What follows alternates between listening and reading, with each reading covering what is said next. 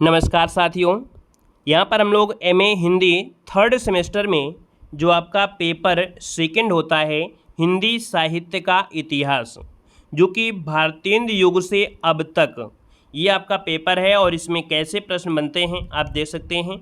2 घंटे का आपका समय होता है, जो कि आपके टोटल मार्क्स होते हैं आपके 75 नंबर के होते हैं। तो चलिए स्टार्ट करते हैं। यहाँ पर निर्देश आपको पढ़ना है और इसके बाद यहाँ पर आपको स्टार्ट करना है आपके खंड आ में।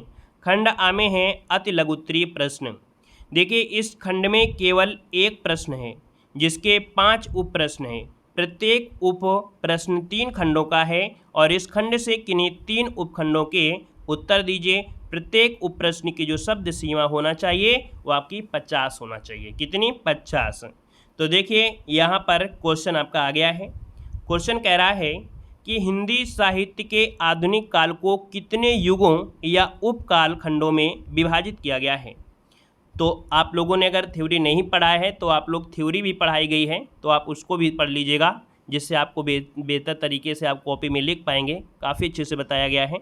और अगला क्वेश्चन दिया है कि भारतेंदु मंडल के प्रमुख कवियों के नाम तथा उसकी एक रचना का नाम लिखना है।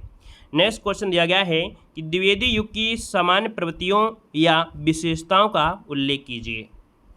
अगला क्वेश्चन आपसे कह रहा है कि राष्ट्रीय काव्यधारा के प्रमुख कवियों के नाम लिखिए तथा उनकी प्रमुख रचनाओं का उल्लेख कीजिएगा।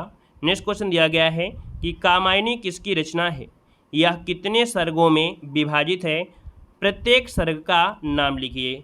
तो देखिए, कामायनी जो कि जयशंकर प्रसाद की रचना है ये 15 सर्गों में है ना, और 15 सर्गों को आपको क्या करना है, लिखना भी है। और ये जो क्वेश्चन है कामायनी का हमेशा बड़े बड़े एग्जामों तक पूछा जाता है। अगला देखिए, खंड बा आ जाता है और खंड बा में है लघु उत्तरीय प्रश्न। इस खंड में केवल एक प्रश्न है जिसके 7 उप प्रश्न हैं।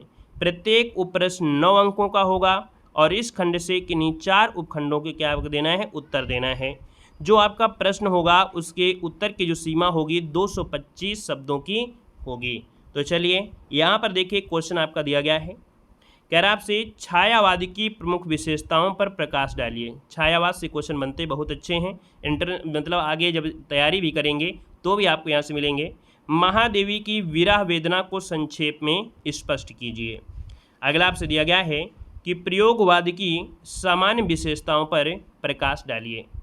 अगला दिया गया है प्रश्न, निबंध हिंदी निबंध के विकास यात्रा को कितने चरणों में विभाजित किया जाता है। यहाँ पर सविस्तार आपको इसका वर्णन करना है।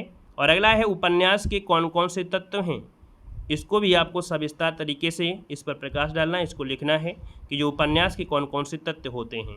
और अगला दिया गया है कि हिंदी के आलोचना के उद्भव और विकास पर प्रकाश डालना है। हिंदी के आलोचना के उद्भव और विकास पर प्रकाश डालना है।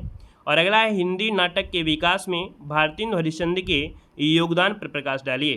तो यहाँ पर देखिए, हिंदी नाटक के विकास में भारतेंदु हरिश्चंद्र के योगदान पर प्रकाश डालना है। अब आता है खंड सा। तो देखिए, दीर्घ उत्तरीय प्रश्न आपके हैं और इस खंड में केवल एक प्रश्न है जिसके 4 उप प्रश्न हैं। प्रत्येक उप प्रश्न 15 अंकों का होगा और इस खंड से किन्हीं 2 उप प्रश्नों के उत्तर देना है। प्रत्येक उप प्रश्न की जो शब्द सीमा होगी वो आपके 475 शब्दों की होगी। तो चलिए, यहाँ पर देखिए आपसे कह रहा है कि हिंदी उपन्यास के उद्भव और विकास पर सविस्तार स्पष्ट कीजिए। हिंदी उपन्यास के उद्भव और उसके विकास पर विस्तार से स्पष्ट करना है, सविस्तार स्पष्ट कीजिए। नेक्स्ट क्वेश्चन दिया है कि हिंदी आलोचना के प्रचलित समकालीन विमर्शों का जिक्र करते हुए स्त्री विमर्श सविस्तार पर प्रकाश डालिए। ठीक है, हिंदी आलोचना के बारे में। और अगला आपसे दिया गया है, आपसे कह रहा है प्रगतिवादी की प्रमुख प्रवृत्तियों का सविस्तार उल्लेख करना है। किस पर? प्रगतिवाद की प्रमुख प्रवृत्तियों पर उल्लेख करना है। अगला आपसे है कि हिंदी कहानी के उद्भव और विकास पर फोकस करना है।